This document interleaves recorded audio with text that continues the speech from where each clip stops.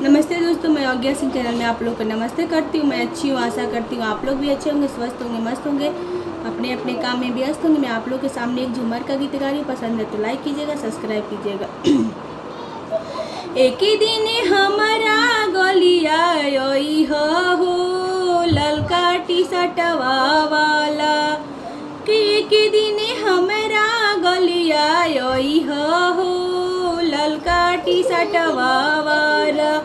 हमारा गलिया हो तो साइकिल से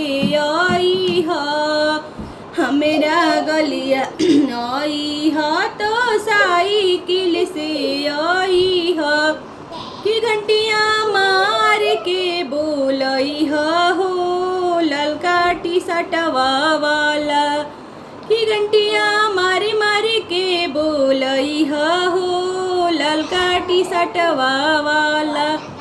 एक ही दिन हमारा गलिया हो ललका टी शर्टवा वाला हमारा गलिया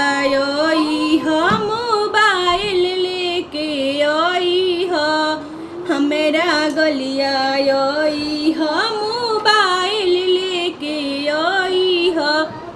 तुम स्कूल मार के बोलई हो ललका टी शर्टवा वाला कि रिंगटोन बजा के बोलई हो ललका टी शर्टवा वाला कि एक दिन हमारा गलिया हो ललका टी शर्टवा वाला हमारा गलिया हो मोटरसाइकिल लेके हो हमारा गलिया हो मोटरसाइकिल लेके हो कि हॉर्न मार के बोलई हो ललका टी शर्टवा वाला